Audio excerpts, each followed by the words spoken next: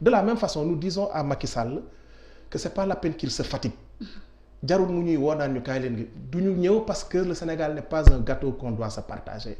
Nous avons une vision différente de la sienne. mënuñu ànd dans un même gouvernement. Question troisième mandat bu président de la République aussi ñëwaat na woon bu baax ci discours kii di président de la République ak conférence de presse bi nga xam ne accordé na woon na ko ñenn suñu ay confrères mu campé ci ay position ba tey. Donc tey est-ce que jotul kii di président Macky Sall wala sax les constitutionnalistes ñu forcer à ce que le président de la République Macky Sall mu décliner proposition par rapport à ce troisième mandat. Macky Sall n'a pas à donner sa position. La position, elle est claire. Il ne peut pas avoir un troisième mandat. Moom amul pour wax ko. C'est la constitution qui l'a dit. Constitution bi moo ne kenn mënta def lu ëpp ñaari mandat yu toftaloo. Su la neexee nag boo defee ñaari mandat. Mais les constitutionnalistes sont tranchés par rapport à cette question. Moi je suis formel. Macky Sall mënul am droit troisième candidature moom ci boppam. xanaa gis nga vidéo yi passé ci internet bi moom ci boppam dem na ba sacraliser ñaari mandat c'est-à-dire méngale na ko sax ak julli iid ba muy wax naan imaam a ngi nii nee nañ ko subhanallah mu bañ ndaxte dafa bëggoon a def ñetti rakka te bu ngeen ko seetloo sax rakka bu njëkk bi juróom-ñaari kàbbar la rakka bi ci topp juróomi kàbbar la loolu mooy juróom-ñaari at yi ak juróomi at moom ci boppam moo dem théoriser loolu. mais bu ñu xoolee aussi Macky Sall lu mu fi théoriser woon yëpp après mu ñëw def safaanoo bi. donc tey yéen ñi nga xam ne yéen a féetoo ci kujje gi. est-ce que waru leen am benn kii bi nu mu koy waxee poigne bi par rapport à ce troisième mandat aussi. parce que gis nañ na ses frères de Côte d'Ivoire ak ñi nga xam ne mooy Guinée ñu réussir aussi ci troisième mandat boobu. vous avez parfaitement raison suñu fulla ak suñu fayda. moo ñu mën a tere. mu mën a tere Macky Sall am troisième candidature. ndaxte li nekk ci xelam yépp mooy am une troisième candidature. waaye suñu fulla ak suñu fayda pas seulement opposition parce que lii du xeexu opposition du xeexu parti politique. xeexu citoyen yi la. citoyen yi ñoom ñoo war a takku taxaw ne ko fii munoo fi am troisième mandat ndaxte constitution bi lii la wax. loolu nag c'est vrai suñu fulla ak suñu fayda moom moo ko mën a empêcher mu am troisième candidature la da waxuma troisième mandat parce que ce qui est sûr même su def si par extraordinaire waruma ko sax xalaat mais par extraordinaire s'il parvenait à présenter une troisième candidature c'est sûr que dañ koy duma. Macky Sall dafa génn ci xolu Sénégalais yi depuis yàgg na élection yi passé fexe na moom ak Aly Ngouille Ndiaye fexe ba gagné ko. waaye yéen ñëpp xam nañu ne sénégalais yi Macky Sall génn na seen xol depuis premier mois yi nga xam ne moom la exercer le pouvoir depuis premier mois bi ñu ko commencé gis la mu diggoon sénégalais yëpp mu won ko ginnaaw boobu la sénégalais yi commencé génnee seen xel ci waxantuma la ak nag gestion catastrophique bi mu def pendant ces 9 dernières années sur le plan économique gis ngeen réew mi dara doxu fi. amul benn sénégalais bu mën a taxaw wax ne man mii kat sama depuis de 2012 à aujourd'hui am naa fi yokkute. Mais loolu monde rural bi duñ ko wax de loolu monde rural bi duñ ko wax de. ndax lan monsieur kii.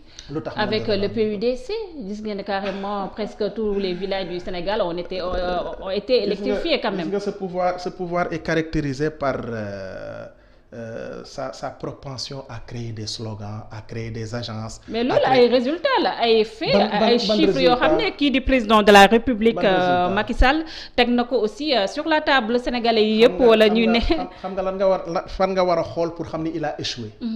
Macky Sall ci 9 dernières années yi. sénégalais yi jox nañ ko lu ëpp 30 000 milliards. ne ko Sénégal a ngi nii. ku la neex nga jël ko comme ministre il a utilisé plus de 200 ministres. pour quel résultat 48% de taux de chômage pour quel résultat une agriculture totalement en lambeaux tey jii nii ñi ngi wax naan ils ont fait 1,8 million tonnes on va y revenir. ci waxtaan bi mais pour quel autre résultat qui contribue un pays boo xam ne endettement bi kenn xamul jël c'est-à-dire endettement bi mi ngi jël ci comment on appelle mi ngi jël ascenseur au moment où certainement l'évolution économique di jël escalier kooku deful lu dul échouer sur toute la ligne parce que 30 000 milliards ku la ko jox au moins di nga taxaw ne defar naa fii tali defar naa fii école. mais tali defar ñu naa ngi fi fii hôpital. tali ñu ngi fi aussi. mais il faut pas aussi cracher. non duñ ko jox suñu 30 000 milliards aussi mu dugal ko ci poche am amul benn président boo fi Abdou Diouf ci boppam. bi nga xam ne budget am sax ay 400 milliards la doon nekk ay 700 milliards mais Abdou Diouf sax daan na taxaw di wax ne tabax naa tali fii tabax naa école fii bon il est vrai qu'il n'a pas construit beaucoup d'écoles quand même mais nit ku nekk bu ñu la joxee budget il faut nga lim ne def naa telle infrastructure kenn du la jox suñu 30 000 milliards nga dugal ko sa poche quand même. mais ouais. ñu desandi ba tey ci élection yi pour wax wàllum élection locale yi. le président Macky Sall àdduna ci mu nekk benn date boo xam ne mun nañoo wax ne date bi ba tey mun nañoo retenir que 2021 mun nañoo wax na élection wax na am mu jël wàllum fichier électoral bi def ko prétexte mais est-ce que aussi si cette élection yi nga xam ne mënuñoo fexe ba am Sénégal ñu bañ a respecter li nga xam ne mooy calendrier républicain bi est-ce que yéen au niveau de PASTEF. amu leen si aussi part de responsabilité parce que gis neen yéen a doon gën a dëgër par rapport à ce que ñu audité fichier bi aussi. mais oui part de responsabilité non. si. non parce que yéen ngi wax que ñu respecter calendrier républicain. d'abord j'ai bien aimé l'expression que vous avez utilisée. prétexte c'est un prétexte justement nee nga prétexte la ko def gis nga njàpp. bi ñuy dugg ci dialogue politique bi nañu auditer fichier bi on avait suffisamment de temps pour le faire on avait beaucoup de temps. da nga jàpp ko maître El Hadj Diouf lu mu wax keroog à la télé moo nekk lu am mais loolu la. 2000 ba Macky bëggul élection fii ba 2024. mais El Hadj Diouf laa di te ci seen biir la bokk maître El Hadj Diouf mi ngi bokk Benno Bokk Yaakaar. moo taxaw ne Macky Sall moo ne. fii ak 2024 bëgguma élection lan moo ko waral. mais parce que xam ne ni bu demee élection day perte moo tax nag il faut me revenir encore ci fulla ak fayda bi ma waxoon léegi. non seulement opposants yi war nañu am fulla ju toll nii. taxaw réclamer le respect du calendrier républicain waaye citoyens yi c'est un combat citoyen. mais yéen opposants yi ni ngeen dispersé wu yi nga xam ne yéen a ngi tamante dëmm seen biir est-ce que yaakaar ngeen ni fu mu toll nii. non kan moo tamante dëmm kenn tamante boobu yaakaar ngeen ni war na mën a am. parce que gis nañ aussi l'épisode entre kii nga xam ne Bougane Gueye ni ak kii du Ousmane Sonko. te mun nañu wax ne Ousmane Sonko sa wàllum diggante mag certains opposants. tax ko ça a été une parenthèse vite oubliée quand même entre Bougane et Ousmane. c'est des frères yoo xam ne après retrouvé wu nañu xam nga da ngay dëkk ak sa frère sax il faut ngeen am problème yéen ñaar wala sa sœur mënul ñàkk.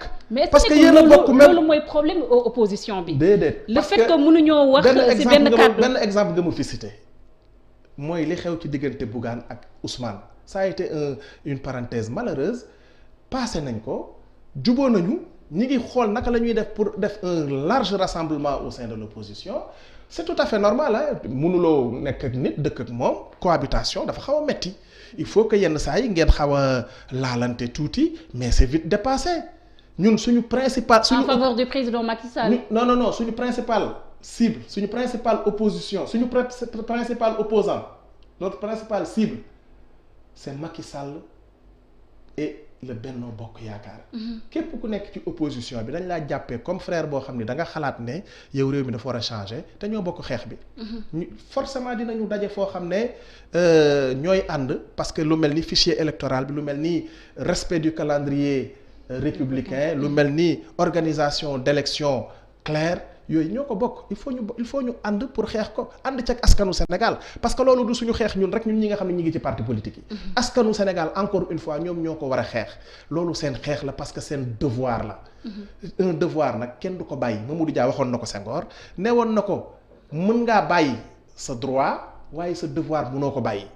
askan wi dañoo war a xam ne lii seen devoir la taxaw jàmmaarloog ñii ñu respecter le calendrier républicain.